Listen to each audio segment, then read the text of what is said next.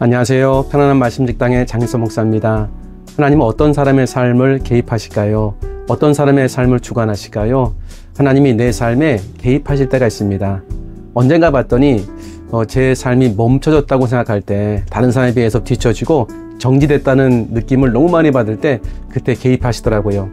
아마 그런 경험 있으시지 않습니까? 저는 가을만 되면 추웠습니다. 왜냐하면 시험이 있어가지고 대학에도 떨어졌고 신대호도 떨어졌고 목사고시도 떨어져 봤고 심지어는 성경고사에도 떨어져 봤습니다. 떨어져 본 심정을 제가 정말 잘 압니다. 다른 사람은 다 되는데 내가 안 되는 거예요. 심지어는 내가 가르친 사람은 합격하는데 내가 떨어졌습니다. 참 그때 내 삶이 처참하고 비참한 그런 마음이 들지요.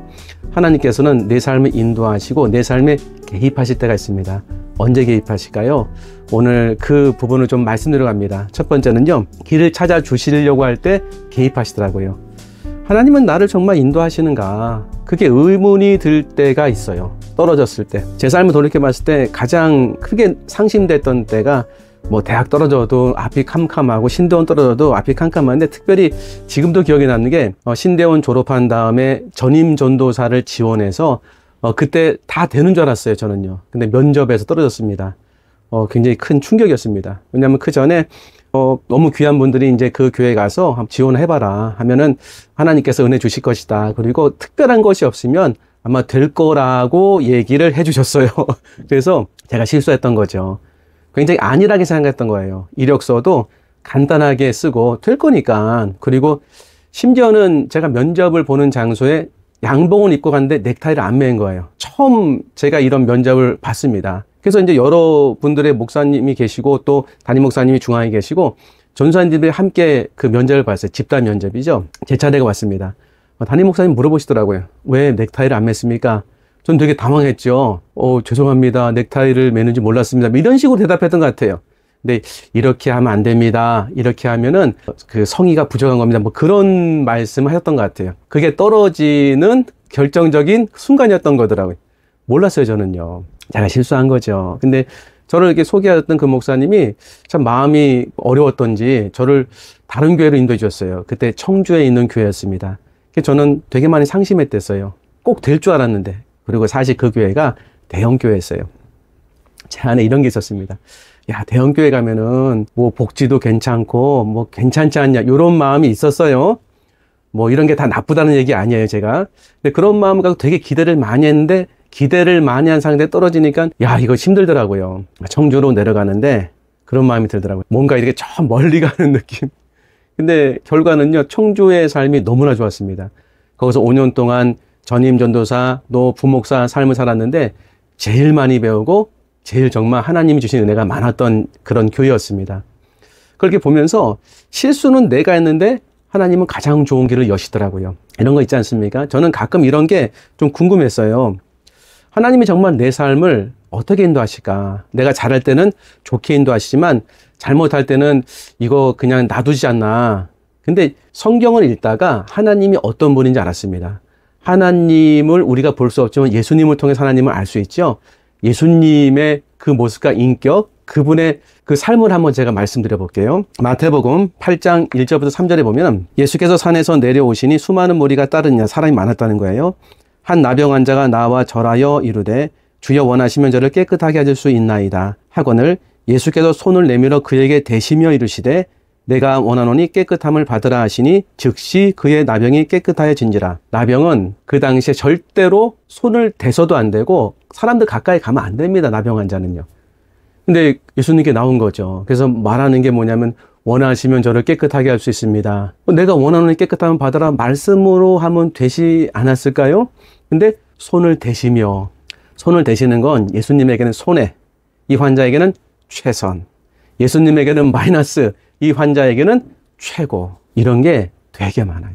예수님의 삶 가운데. 이게 하나님이 어떤 분인지 알려주십니다. 하나님은 차선이다, 3선이다 그런 게 없더라고요. 나를 최선으로 인도하시더라고요. 물론 이런 건 있습니다. 모든 사람의 삶을 다 이렇게 똑같이 놓은 상태에서 누가 우열이냐 이런 거 아니에요. 그 환경에서 내가 갈 수 있는 최고의 삶과 최선의 삶을 하나님이 은혜 가운데 인도해 주시고 그 길을 열어주시는 거예요. 청주의 삶이 저에겐 최선이었어요. 최고였습니다. 근데 나는 잘 몰랐던 거죠, 저는요. 하나님이 이렇게 인도하시더라고요. 우리의 삶에서 하나님께서는 언제나 최선을 다하시는 분이라는 사실이 내가 믿어졌을 때 마음에 큰 기쁨과 평안이 생겼습니다. 이거 제가 정말 권면드립니다. 내가 지금 멈춰지고 삶이 정지되고 남보다 뒤처졌다는 느낌 참 많이 들 수 있잖아요. 근데 무슨 최선이냐? 아니에요. 하나님 지금 최선의 길로 인도하시고 최선의 삶으로 인도해 주시려고 애를 쓰시고 나에게 여러 가지 은혜를 주시는 겁니다. 그래서 하나님 바라보세요. 그분의 손을 붙잡으세요. 그분의 도움을 받아보세요. 그러면 정말 하나님은 차선이 없습니다. 최선으로 인도하십니다. 그분이 반드시 길을 열어주실 겁니다. 하나님은 어떤 사람의 삶을 개입하실까요? 정말 낙심되고 살 길이 보이지 않고 앞이 캄캄한 분의 삶에 개입하시더라고요. 이번 주 저희 교회가 한 말씀을 가지고 읊조린 말씀이 에베소서 4장 30절 말씀입니다. 하나님의 성령을 근심하게 하지 말라. 그 안에서 너희가 구원의 날까지 인치심을 받았느니라. 이런 설교 저 참 많이 했습니다. 죄 짓지 마세요. 성령님을 근심하게 합니다. 도덕적인 죄를 저지르지 마세요. 거룩하게 사세요. 성령님을 근심하게 하십니다. 틀린 얘기 아니죠. 근데 틀린 얘기 아니라고 생각했는데 제 삶을 돌아봤어요. 진짜 그랬나? 성령님이 근심하더냐? 그럴 수 있죠. 제가 잘못했을 때, 옳지 않은 길로 갔을 때 성령님 근심하시고 또 때로는 분노하시고 화내신다는 느낌이 뭔가 이렇게 나에게 나타날 것 같다. 그런데 실제는 이거였어요. 이건 생각이었고 실제는 하나님이 저에게 화내신 적이 없었던 것 같아요. 모르겠습니다. 다른 분들에게 있을지 모르겠어요. 왜냐하면 제가 수준이 안 되니까. 화내는 것도요. 그분의 마음이 돼야 화를 내실 수 있을 것 같아요. 제 생각에는. 그런데 돌아보면은요. 하나님이 정말 근심하는 건 도덕적인 죄가 아니더라고요. 도덕적인 죄와 잘못을 저질렀을 때 또 허물과 죄가 나타날 때는요. 그냥 이거는 제 말씀드리는 거예요. 뭐 오해하지 마세요. 불쌍히 여기세요. 진짜입니다. 이건 제가 경험한 거예요. 되게 불쌍히 여기시더라고요. 내가 너를 안다라고 세미한 음성으로 성령님께서 저에게 말씀하실 때가 제가 상태가 좋았을 때가 아니에요. 진짜입니다. 그때 말씀하셨어요. 내가 너를 안다. 얼마나 큰 은혜가 되는지 모릅니다. 너무 많이 그런 거 느끼지 않습니까? 자식 기를 때. 자식이 죄를 저지르면 화도 나지요. 그런데 계속 화만 나십니까? 아니에요. 되게 불쌍히 느껴져요.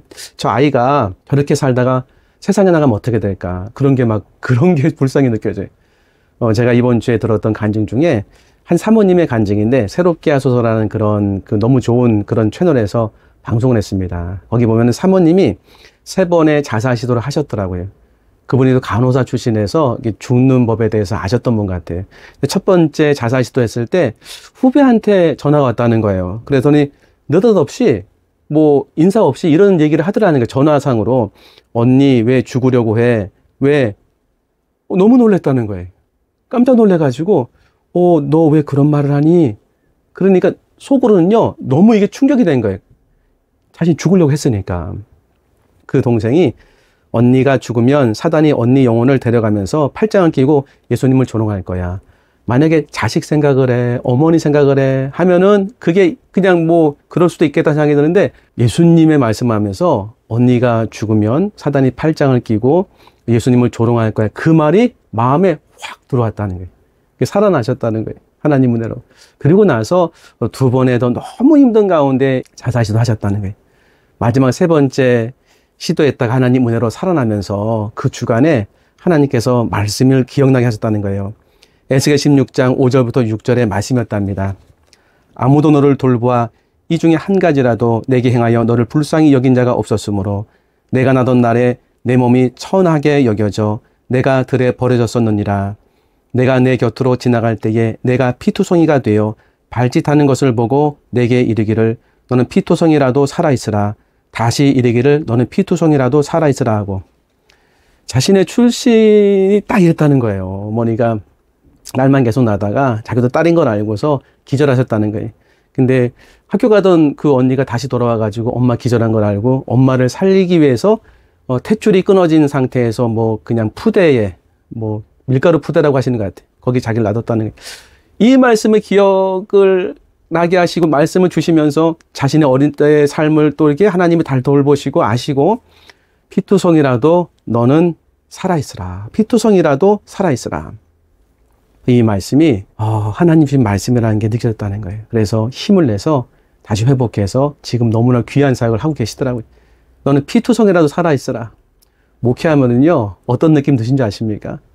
목회하면 저도 문제가 있으니까 사람이 다 이제 문제가 있잖아요. 크고 작은 문제가. 그러면 뭐 때로는 사람과 사람과의 다투기도 하시고 어려움도 생기고 오해도 생기세요. 그래서 뭐 티격태격 다 하십니다. 일반적으로 다 이러세요.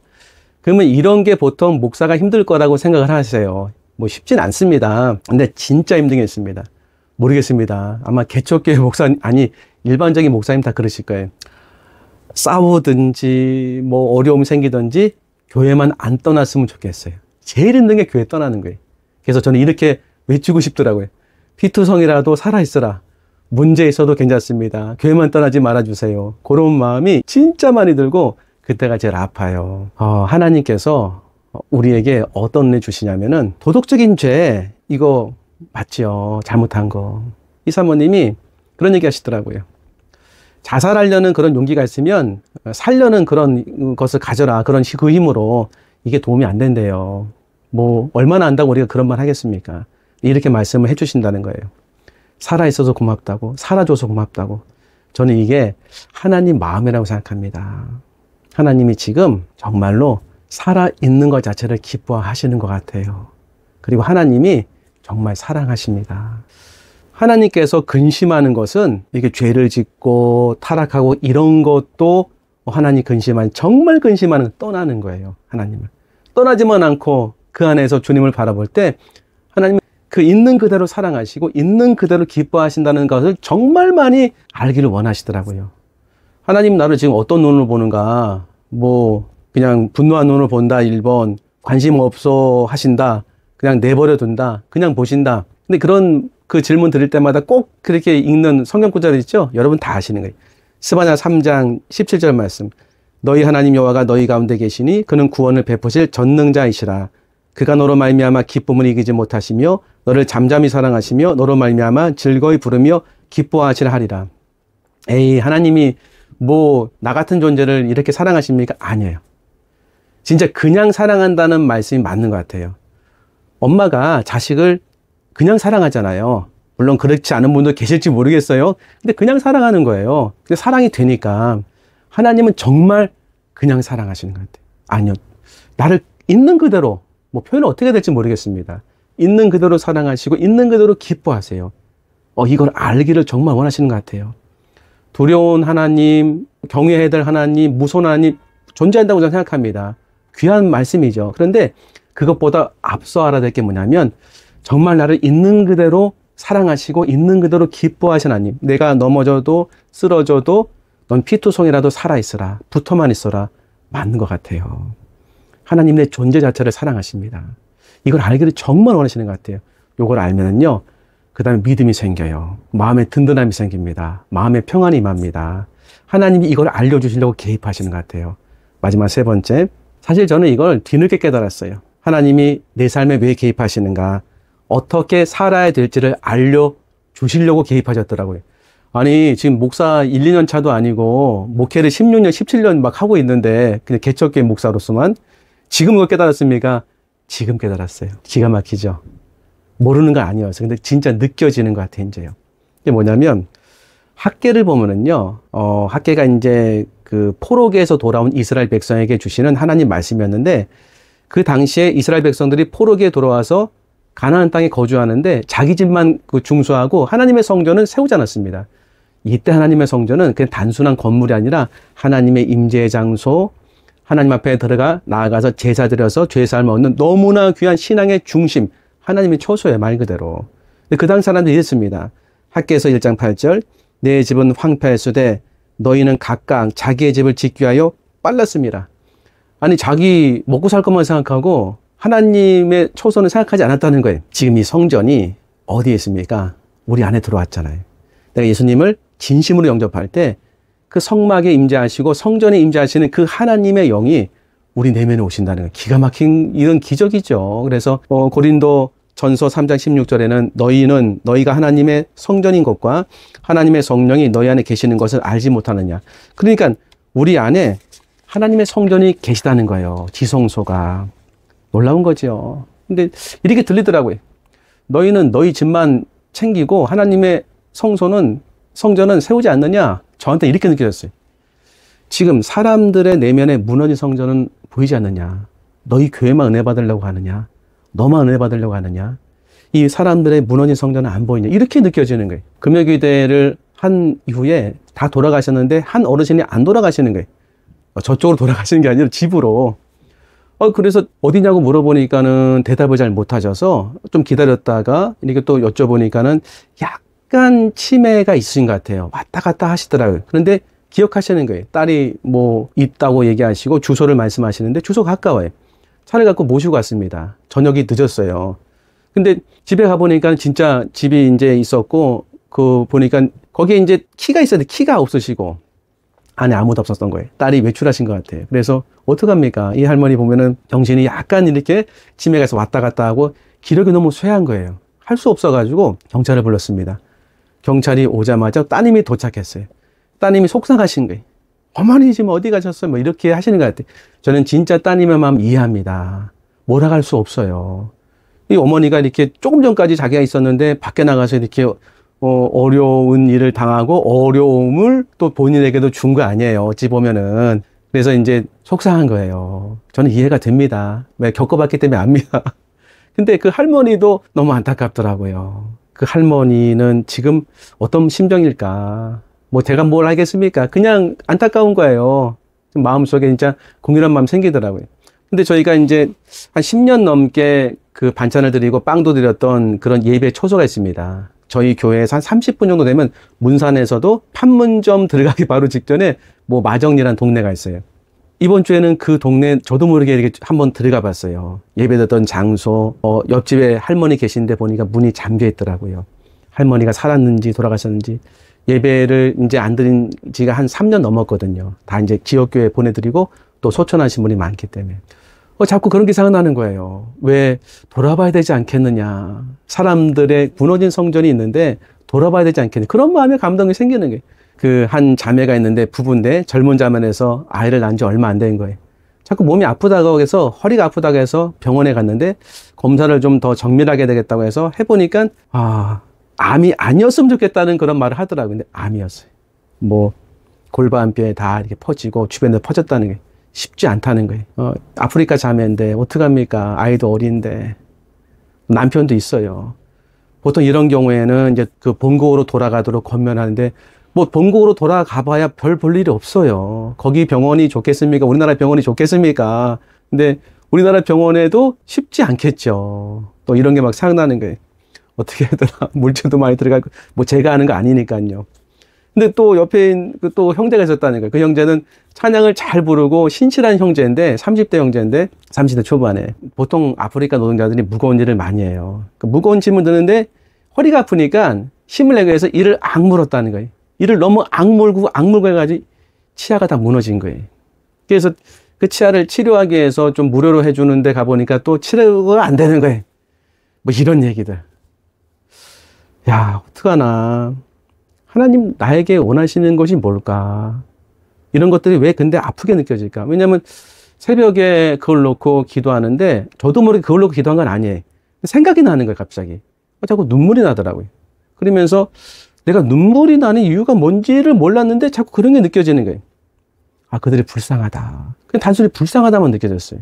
그런데 제가 그 아프리카 형제들, 자매, 그 할머니 생각하면서 마음의 긍휼함을 느끼면서 이게 저도 모르게 하나님이 나에게 뭘 원하시는지를 알았어요. 내가 뭘 해서 그들을 치료하기 이거는 두 번째였어요. 그들을 사랑하는 거였어요. 그냥 있는 그대로 사랑하는 거. 부족해도 부족한 대로 사랑하고 아파도 아픈 대로 사랑하고 모자란 대로 사랑. 이걸 하나님 원하셨던 거더라고요. 그런데 요 하나님 원하셨던 것이 하나님이 원하시는 건 내가 순종하고 헌신을 이게 아니었어요. 저에게 기쁨이 됐어요. 참 이상하지요. 저는 교회 부흥하면 행복할 것 같다. 교회가 좀 건물이 많아지면 행복할 것 같다. 재정이 충분하면 행복할 것 같다. 사람들이 많이 모으면 행복할 것 같다. 뭐 설교를 잘한다고 얘기를 들어보면 행복할 것 같다. 이건 X. 그럴지도 모르겠죠. 근데 그거는 저 밑에였어요. 그 순간 제가 행복했어요. 내가 이걸 놓치고 있었구나. 내가 행복하고 정말 삶의 보람과 의미를 느끼는 거는 사람들을 사랑할 때구나. 정말 하나님을 사랑하고 내 이웃을 사랑할 때 최고의 율법이라는 것이 이게 헌신이고 순종의 말씀이 아니라 나를 가장 기쁨으로 인도하고 가장 행복하게 만드는 말씀이구나. 이걸 알았어요. 지금 이 나이에. 죄송합니다. 그래서 제가 이 영상 만든 거예요. 아마 별로 이렇게 그 느낌이 안 오실 수도 있어요. 뭐 괜찮습니다. 그런데 그런 거 권면드려보고 싶어요. 내 주변에 있는 사람들 지금부터 사랑하나 그런 메시지가 아니라 먼저 아는 거예요. 사랑이 정말 중요한 거였다는 것을 알았어요. 하나님을 내가 사랑하고 내 이웃을 사랑하는 게 안 되잖아요. 근데 마음을 먹으면 성경에서 하라 하는 거는요. 마음을 먹으면 은혜를 주시는 거더라고요. 내가 하겠다는 마음 먹으면 은혜를 부어주시더라고요. 하나님이 여러 가지 환경을 통해서. 하나님을 사랑하고 내 이웃을 사랑하는 게 최고의 행복의 삶이라는 걸 알았어요. 이게 가장 큰 하나님의 복이라는 걸 알았습니다. 정리해 보겠습니다. 하나님은 누구의 삶에 개입하실까요? 내 삶에 어떨 때 개입하실까요? 길을 잃었을 때, 길을 찾지 못했을 때, 하나님이 내 삶을 정말 인도하시나, 내가 떨어졌을 때, 자리에 누웠을 때, 병들었을 때, 취업하지 못했을 때, 가장 좋은 길로, 최선의 길로 인도하신다는 그 믿음을 가져야 돼요. 그리고 정말 그렇게 인도해 주십니다. 마병 환자 기억하세요. 정말 최선의 삶을 인도하시면 손을 대셨다니까요. 예수님께는 손이었지만 그 사람에게는 최선이었습니다. 어떨 때 개입하십니까? 내가 살아갈 힘이 없을 때. 피투성이라도 살아있으라. 그러니까 도덕적인 죄와 그런 잘못이 나에게 정죄를 줘요. 그런데 하나님은 그냥 그대로 사랑하세요. 있는 그대로 사랑하십니다. 정말입니다. 여러분 기뻐하세요. 진짜 이거는 믿으셔야 됩니다. 믿어주세요 그냥. 하나님은요 최고의 삶이 어떤지를 알려주셨어요. 내가 지금 하는 게 최고의 삶이 아닐 수 있어요. 그냥 그거는 진짜 그 말대로 삼선사선입니다. 최고의 삶은 하나님을 사랑하고 내 이웃을 사랑하는 은혜를 내가 받고 그 삶 속에 들어갈 때 최고의 기쁨이 있더라고요. 뭐 지금부터 사랑하고 하나님 앞에 헌신하십시오 그런 메시지 아닙니다. 먼저 아는 게 중요한 것 같아요. 알았으면 내가 마음 먹으면 하나님 은혜 주시더라고요. 여기까지 보셨다고 한다면 지금 하나님이 얼마나 사랑하는지를 알라고 말씀하시는 거예요. 하나님이 최선의 삶으로 인도한다는 것을 알라고 말씀하시는 거예요. 지금 내가 어떻게 살아야 하는지를 가르쳐 주신 거예요. 잘 보셨습니다. 저도 이 영상 보시는 분을 위해서 기도하겠습니다. 하나님 함께 하십니다. 긴 영상 시청해 주셔서 감사합니다. 다음번에 더 좋은 영상으로 인사 올리겠습니다. 구독도 부탁드리겠습니다. 감사합니다.